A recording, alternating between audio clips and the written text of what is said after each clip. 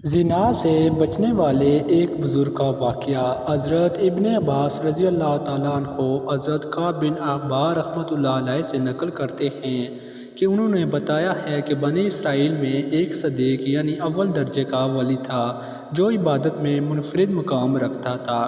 یہ صدیق بزرگ ایک عرصہ تک اپنی خانقاہ میں عبادت کرتا رہا۔ اس کے پاس روزانہ صبح شام بادشاہ حاضری دیتا تھا اور اس سے پوچھا کرتا تھا کہ آپ کی کوئی ضرورت ہے تو وہ جواب دیتا، اللہ میری ضرورت کو خوب جانتا ہے۔ اللہ تعالیٰ نے اس بزرگ عابد کی خانقاہ پر انگور کی ایک بیل اگا دی تھی جس میں ہر روز ایک انگور لگتا، اور جب اس عابد کو بھوک لگتی وہ اس میں سے یہ انگور توڑ کے کھا لیتا تھا، اور جب اس کو پیاس لگتی تو وہ اپنا ہاتھ آگے بڑھاتا تو پانی خود بخود زمین سے ابل پڑتا، اور یہ اس پانی کو پی کر اپنی پیاس بجھا لیتا تھا۔ اس طرح ایک طویل عرصہ گزر گیا۔ ایک مرتبہ ایسا ہوا کہ اس عابد کے پاس مغرب کے وقت ایک عورت گزری جو نہایت حسین و جمیل تھی۔ اس عورت نے پکار کر کہا کہ اے اللہ کے بندے تو؟ اس عابد نے کہا لبیک۔ یہ سن کر وہ عورت کہنے لگی کیا تمہیں تمہارا رب دیکھ رہا ہے؟ تو اس بزرگ نے فرمایا کہ وہ ایک اللہ ہے، یکتا ہے، حی یا قیوم ہے، دلوں کے اسرار سے واقف ہے، اور جو قبروں میں ہے ان کو اٹھانے والا ہے۔ یہ سن کر عورت کہنے لگی مجھ سے میرا شوہر دور ہے، اس لیے مجھے ایک رات کے لیے اپنے پاس ٹھکانہ دے دو۔ بزرگ نے یہ سن کر اس عورت سے کہا کہ اوپر آ جاؤ۔ پس وہ عورت اوپر آ گئی اور اس بزرگ کی خانقاہ میں پہنچ گئی۔ وہاں پہنچنے کے ساتھ ہی اس عورت نے اپنے جسم سے کپڑے اتار پھینکے اور برہنہ کھڑی ہو گئی اور اس عابد کے سامنے اپنا برہنہ بدن ظاہر کر دیا۔ یہ منظر دیکھ کر اس بزرگ نے اپنی آنکھیں بند کر لیں اور فرمایا تو تباہ ہو جائے، آپ اپنے آپ کو ڈھانپ لے۔ یہ سن کر اس عورت نے جواب دیا تیرا کیا جاتا ہے اگر آج مجھ سے فائدہ اٹھا لے؟ تو بزرگ نے سن کر اپنے نفس سے مخاطب ہو کر کہا اے نفس تو کیا کہتا ہے؟ نفس کہنے لگا اللہ کی قسم میں تو فائدہ اٹھاؤں گا۔ یہ سن کر بزرگ نفس سے مخاطب ہو کر کہنے لگا تو تباہ ہو جائے گا۔ کیا تو چاہتا ہے کہ تجھے جہنم کی گندگ کے کپڑے پہنائے میری ارضا کی پاٹ جائے؟ کیا تو آ کے عبادت ضائع کرنا چاہتا ہے؟ پھر کہنے لگا ہر زانی کی بخشش نہیں اور اس کا عذاب مٹنے کو نہیں۔ میں ڈرتا ہوں کہ اللہ تعالیٰ تجھ پر ایسا ناراض ہو کہ پھر کبھی راضی نہ ہو۔ لیکن اس بزرگ کے نفس نے اس کو اس عورت کے متعلق خوب بہکایا۔ تو بزرگ نے نفس سے مخاطب ہو کر کہا میں تیرے سامنے دنیا کی چھوٹی آگ پیش کرتا ہوں، اگر تو اس کو برداشت کر گیا تو اس رات اس لڑکی سے نفع حاصل کر لوں گا۔ اس بزرگ نے یہ کہنے کے بعد دیے کو تیل سے بھر دیا اور بتی کو موٹا کر دیا۔ اس منظر کو وہ عورت بھی دیکھ رہی تھی اور اس بزرگ کی اپنے نفس سے گفتگو بھی سن رہی تھی۔ پھر اس بزرگ نے چراغ کو جلانے کے بعد اپنا ہاتھ اس جلتی بتی پر رکھ دیا۔ یہ بتی جل رہی تھی لیکن اس بزرگ کے ہاتھوں کو نہیں جلا رہی تھی۔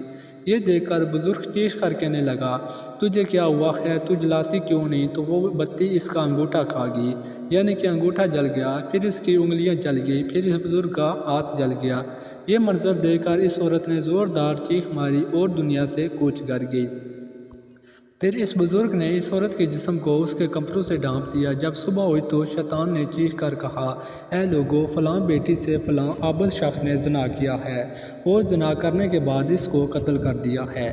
چنانچہ جب یہ خبر بادشاہ تک پہنچی تو بادشاہ اپنے لشکر اور رعایا کے ساتھ سوار ہوا اور عبادت خانے تک پہنچ گیا جہاں وہ بزرگ عبادت کیا کرتا تھا۔ وہاں پہنچ کر بادشاہ نے آپس میں پوچھا کہ فلاں کی بیٹی فلاں کہاں ہے؟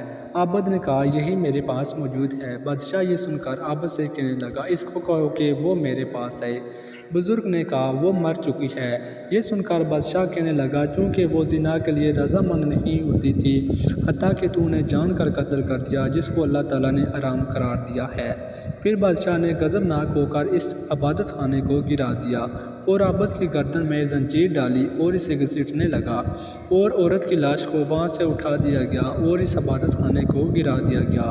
اس وقت کے لوگوں کا دستور تھا کہ زانی کو آرے کے ساتھ چیٹ دیا کرتے تھے۔ عابد کا ہاتھ جو رات کے وقت واقعہ میں جل گیا تھا اسے عابد نے ہاتھ کی آستین میں چھپایا ہوا تھا اور وہ عابد واقعہ کی حقیقت کسی کو نہیں بتا رہا تھا۔ چنانچہ آرے کو عابد کے سر پر رکھا گیا اور جلادوں کو حکم دیا کہ آرا چلا دو۔ چنانچہ حکم ملتے ہی جلادوں نے تعمیل کی اور آرا چلا دیا۔ جب آرا عابد کے دماغ تک پہنچا تو اس کی آہ نکل گئی۔ اللہ تعالیٰ نے جبرائیل علیہ السلام کی طرف وحی نازل فرمائی کہ اس کو کہو کہ کچھ نہ بولو، میں تیرا صبر دیکھنا چاہتا ہوں۔ اس کے صدمے نے میرے عرش برادروں کو میرے آسمان کے مکینوں کا رلا دیا۔ مجھے میرے غلبے اور جلال کی قسم، اگر اس عابد نے دوسری مرتبہ آواز نکالی تو میں آسمانوں کو زمین پر گرا دوں گا۔ چنانچہ اس عابد نے دوسری مرتبہ آہ نہیں نکالی اور نہ کوئی بات بتائی، حتیٰ کہ اس حالت میں اس کا انتقال ہو گیا۔ چنانچہ جب وہ فوت ہو گیا تو اللہ تعالیٰ نے اس مردہ عورت میں روح ڈالی جو عابد کا عمل دے کر دنیا سے کوچ کر گئی تھی۔ تو عورت نے لوگوں سے مخاطب ہو کر کہا، اللہ کی قسم یہ مظلوم ہو کر فوت ہوا ہے، اس نے زنا نہیں کیا تھا اور میں ابھی تک کنواری ہوں۔ اس کے بعد اس عورت نے گزشتہ رات کا سارا واقعہ لوگوں کے سامنے نقل کیا۔ تو یہ سن کر جب لوگوں نے اس کا ہاتھ نکالا تو جیسا لڑکی نے بتایا تھا ویسے ہی جلا ہوا تھا۔ یہ دیکھ کر لوگ کہنے لگے کہ اگر ہمیں علم ہوتا کہ اصل حقیقت کیا ہے تو ہم کبھی بھی اس کے جسم کو نہ چیرتے۔ عابد 2 ٹکڑے ہو کر زمین پر گر چکا تھا اور لڑکی بھی 2 ٹکڑے ہو کر زمین پر گر چکی تھی۔